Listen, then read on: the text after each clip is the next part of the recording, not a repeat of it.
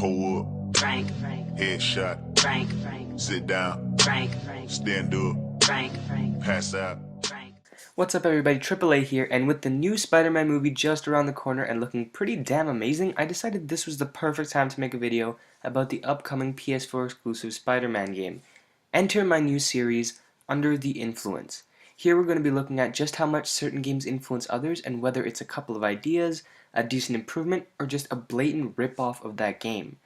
Points will be awarded every time a striking similarity is found, and the more points you have, the closer you get to copycat status. You can also lose points if your game has something unique that sets it apart from the game that it takes influence from. The scale of measurement will have 5 levels. Number 1, sober. This is if the contestant gains anywhere from 1 to 20 points, and essentially means there's nothing to indicate this game is ripping anything off. We then go to kinda tipsy, where you can sort of see something fishy going on. Stage 3 is hitting on that pretty girl over there. You know your friend is way too nervous to talk to girls, so this has got to mean he's got a little something in him, but it's probably not too big of a deal. AKA, the game has definite influences, but is still decidedly its own experience. Our second last stage is, yeah, of course I could do a backflip, dude. This is where you start doing stupid shit because you're definitely super drunk, or in other words, this game is only slightly distinguishable as its own thing anymore. And finally we have Wasted. This is Sunbucks Coffee, a DDoS level, absolutely shamelessly ripping off another game.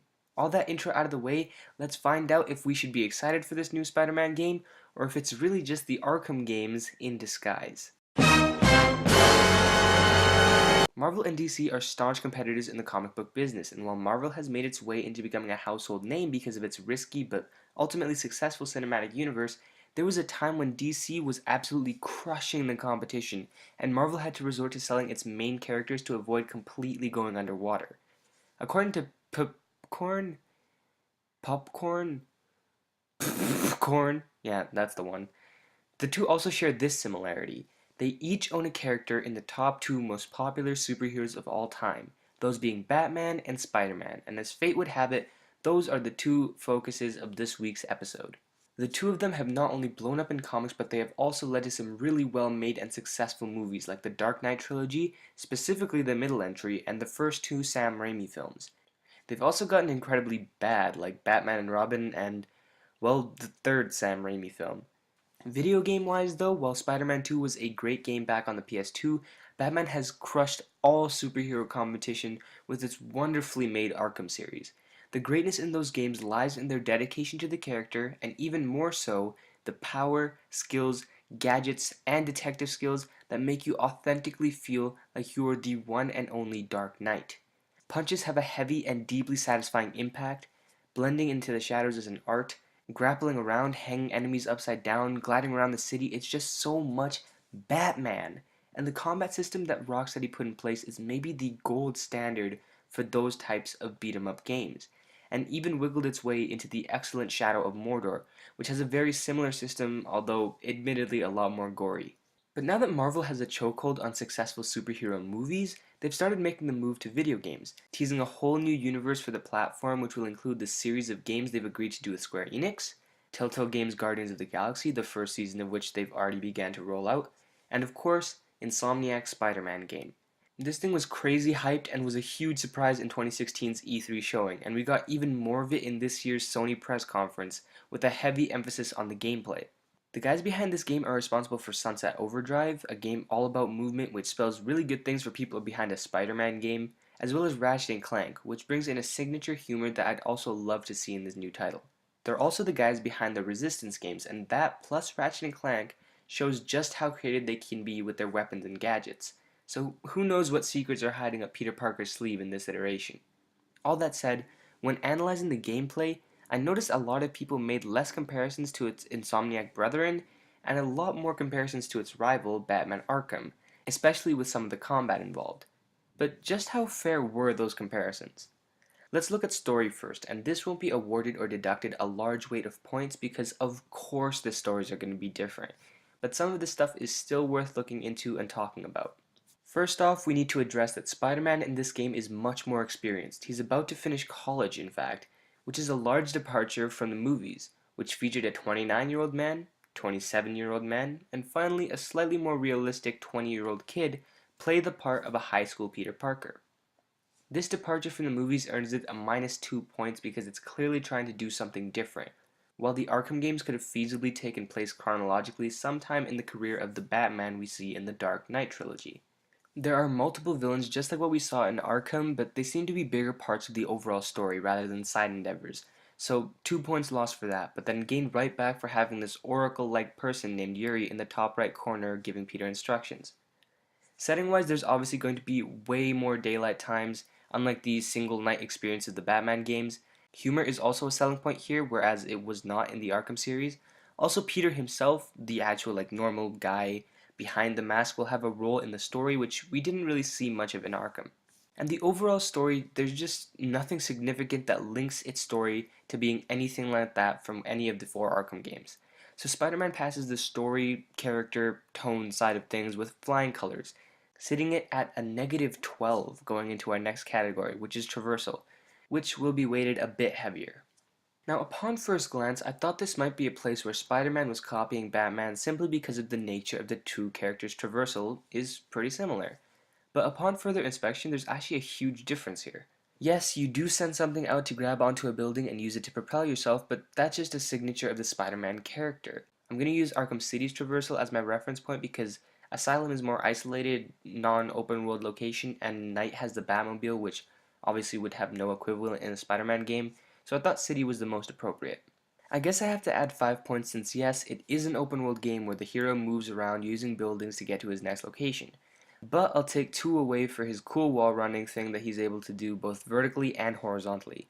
He also swings on the sides of buildings, unlike Batman who grapples to the top and, once upgraded, uses it to shoot himself upwards, so deduct a couple of points there. Although as a side note, I'm not quite sure if I like this better. There was this awesome snap and freedom to Batman's grapple, and I wonder if they can capture that same feeling here, since that was one of my favorite things in the Arkham games. Traversal indoors, or at least not citywide expeditions, is a whole different story.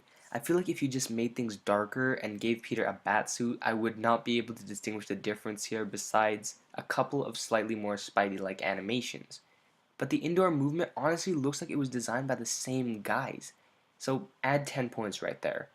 His ability to pull himself to people using webbing is a small change though, so I'll take off a point, leaving us now at a grand total of -1, which still isn't even breaking even. That's pretty fantastic. Now we get into the part that really drew comparisons, which is gameplay, and this is pretty broad, so I'll break it up into 3 groups: gadgets and abilities, stealth, and hand-to-hand combat. Starting with gadgets and abilities, and while we don't know all of the list of Spidey's fun toys, we have seen a few. First of all, like the MCU Spider-Man, this one is sporting mechanical eye things, which according to Tom Holland are there to help him focus with his newfound powers. I can already tell this is going to be used in some capacity to zoom, detect, and perform the same-ish amount of tasks as Batman's detective vision, so while I can't give it too many points since it's not a for sure thing, I think that's enough to mean at least 3 is added to the point total. Obviously the webbing he has is going to be part of silent takedowns, whereas Arkham just had Batman strangle the enemy, but this is just an animation thing, so no points are going to be deducted. But the HUD maybe indicates that there is more to the web shooter than just press to use. There may even be some amount of management involved here, so again speculation, but I'd say we can take 2 points off. The web grenade is really cool, and I know that there are going to be more surprises like this in the final game, so let's take away another 4. And finally we have this slow-mo thing which also highlights enemies, which I think is an in-action Spidey sense, and that throws an interesting wrench into the system. Hopefully Spidey sense is more fleshed out in the full game, but from what we've seen I think it's only enough to give it a -2. Overall gadgets and abilities really helped Spidey out, which was expected considering the innovative minds over there at Insomniac, so now we're standing at a -6, and at this point it seems like there's almost no similarities at all. But then we move on to stealth, and this is where some serious Deja Vu vibes come in. This ledge takedown is essentially an exact copy of that same system in Arkham, so let's give it 6 points. Environmental takedowns are also things that exist in the Batman universe, so another 6 points it is. Overall, the stealth idea of perching and remaining unseen, dropping down to perform a takedown, getting back up onto a perch, repeat, is also extremely similar. But since we already talked about the indoor traversal, let's lower the points added and just add 4. So in one swift motion, the stealth gameplay has effectively erased all the previous categories' hard work and left us here at 10 points.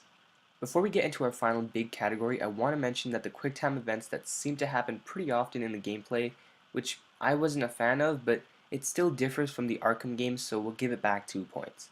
Also, while Batman focused on "you're the hero, so beat up the enemy," this focuses a lot on other types of heroic acts, like saving civilians from collateral damage. Plus, the helicopter scene shows us that there will be a lot of gameplay outside the beat 'em up sections, and they won't really be detective ones. So that whole section of gameplay I think deserves a solid -7 points, standing us now at 1 point exactly.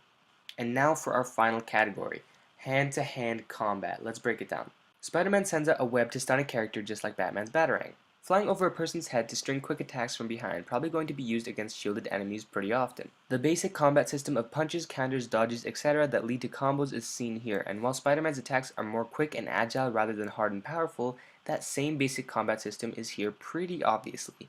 That is the main combat of the game, taking very heavily from its influence. Speaking of being more agile, the Arkham games already kinda did that with Catwoman. Some cool moves that add a bit of the feeling that this is a distinct character. Going out of his way to save enemies in combat rather than the presence of invisible walls or extreme suspension of disbelief in the Arkham games. Finisher moves after a certain combo number. Seemingly the same gun dodging and countering mechanics. While environmental takedowns existed in Batman games, they seemed a lot cooler and more present here. Larger enemies that take more to beat down, including stunning. Interesting and unique stunning and wearing down tactics. Not really hand-to-hand combat related, but this scene is pretty Uncharted-esque in nature, and definitely not something we'd see in the Arkham games, and there will probably be a lot of these moments in the game.